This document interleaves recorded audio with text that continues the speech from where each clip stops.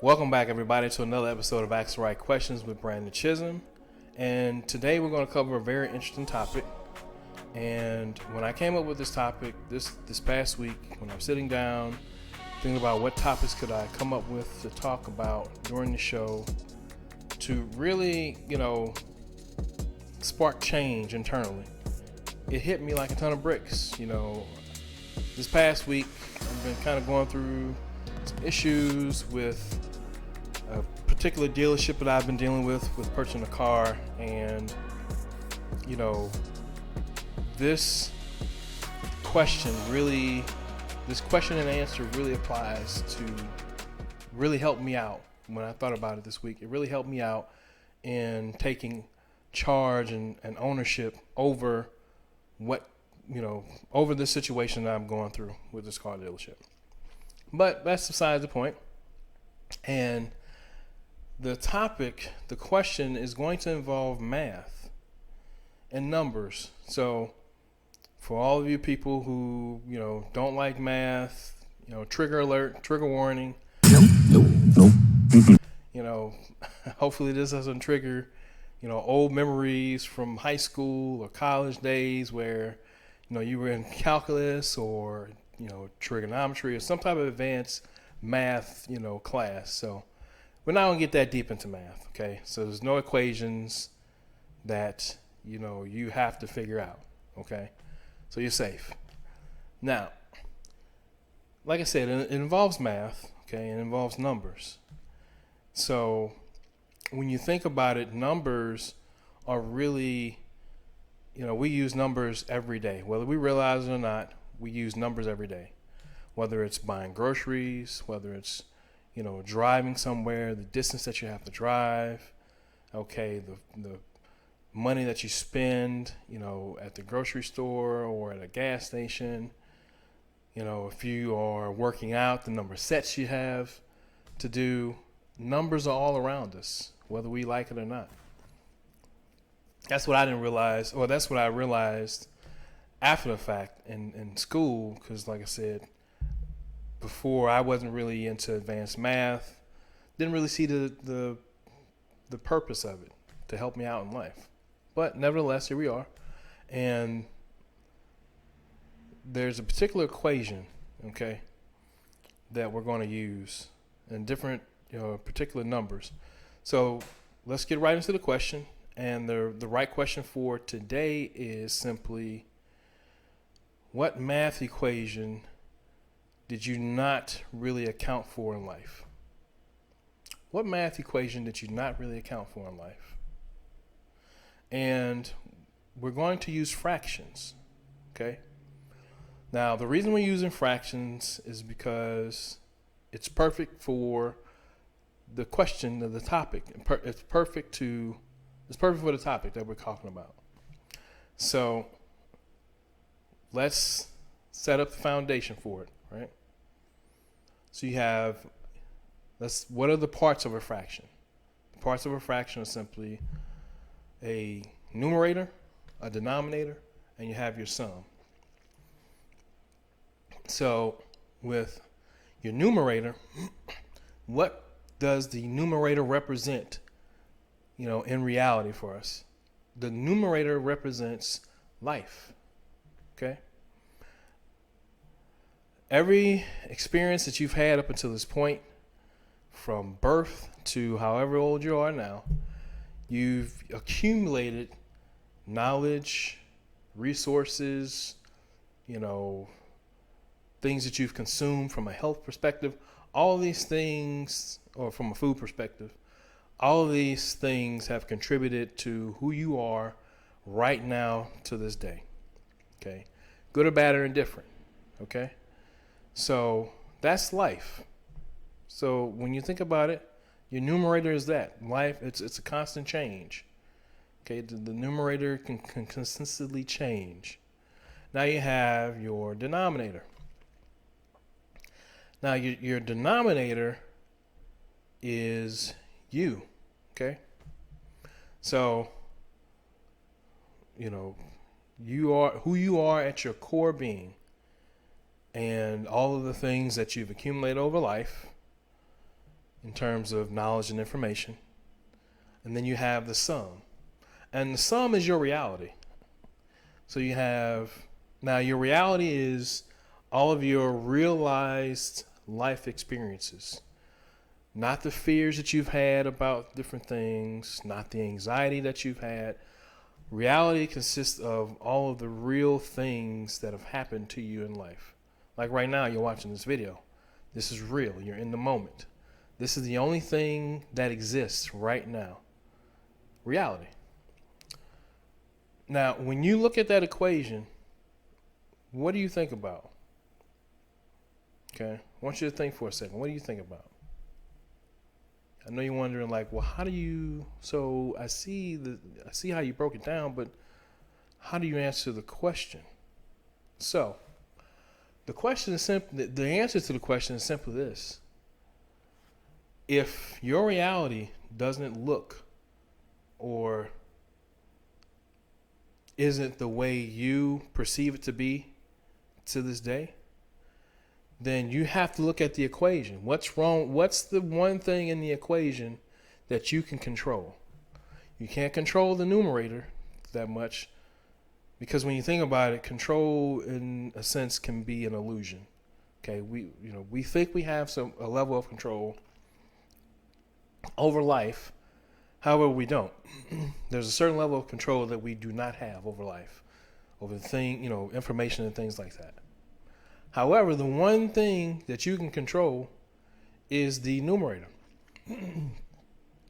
So, not the numerator, I'm sorry, the denominator.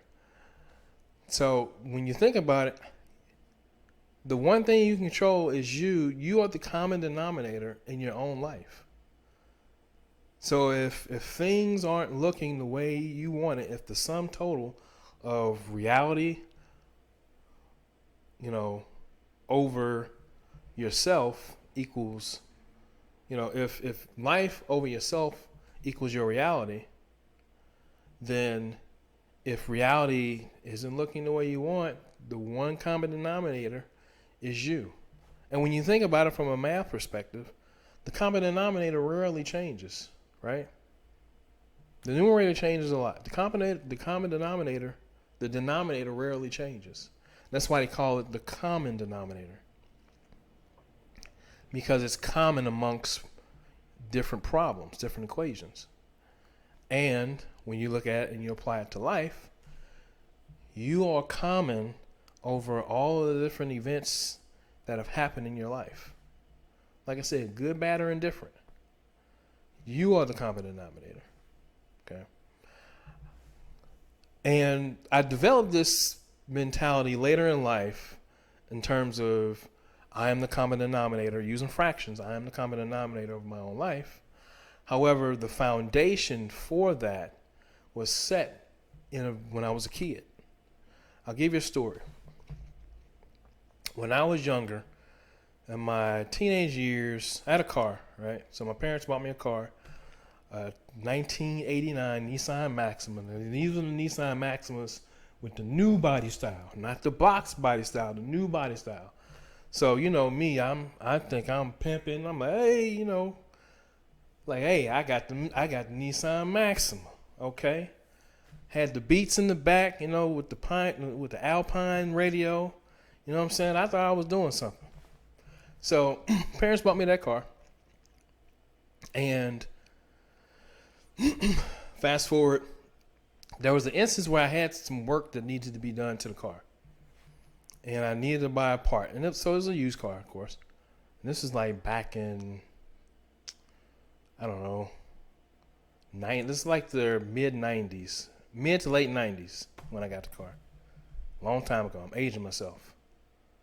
So bought the car, parents bought the car for me. And I had some work that needed to be done to the vehicle. So, talked to my dad. My dad is a very wise person. He, so when I had a problem, I went to him about it, told me how to fix it. Okay, cool. He's like, all right, you're going to call the auto parts store. You're going to ask for this part. Go pick it up, bring it back. Then we'll get it to the auto shop and then you'll get it taken care of. I got an auto shop that you can take it to. We'll get it taken care of. Cool. So I called the auto parts store, asked if they had the part in stock. They did. Went to go get the part from the store, paid for it, came back home. Okay, didn't really even check the part.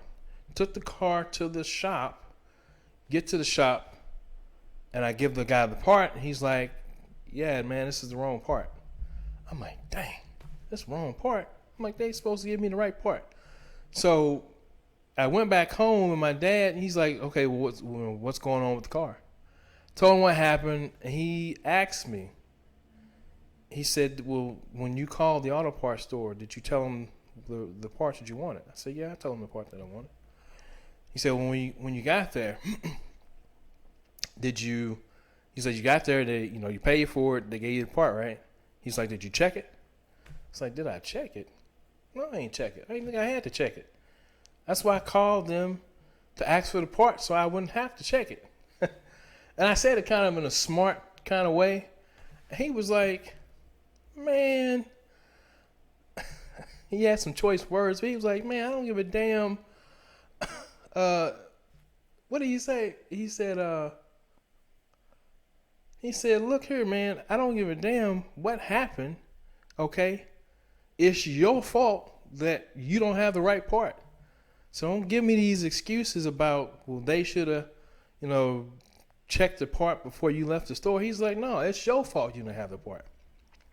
And that stayed with me to this day.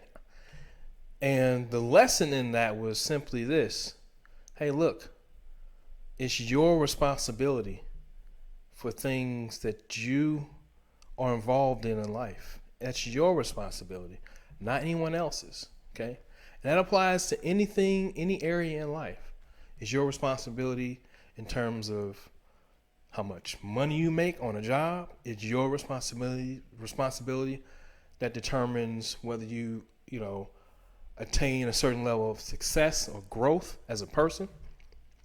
It's your responsibility. Your life is your responsibility. No one else's. It's not your parents' responsibility.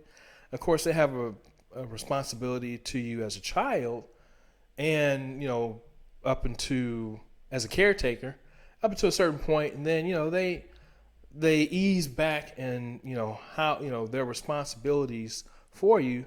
They'll always be your parent, but at a certain point, you as an adult have to know that, hey, look, whatever I need to do, to make it in life, that's my job to handle. It's not anybody else's to handle.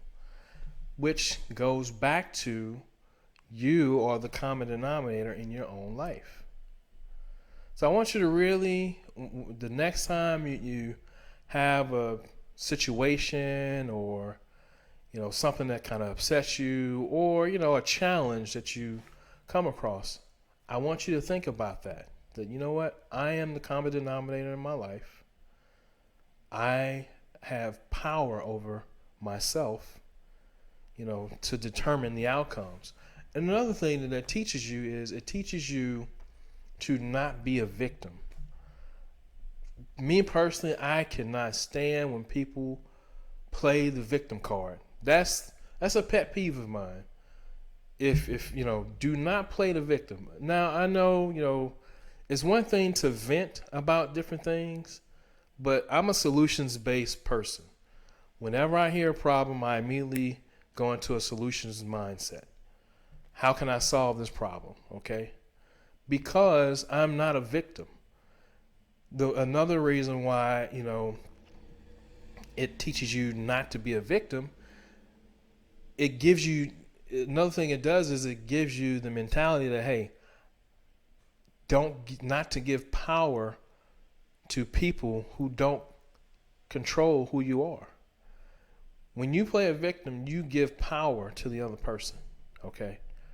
And I don't care what you say, nobody has power over you physically in this world but God. So remember that. But yeah, that's really the topic. That's the question. That's the answer. And I really like I said, a little short, short video this week, but the point is, hey, like I said before, whenever you are going through something in life, just realize that I am the common denominator of my own life. I set the tone for my reality.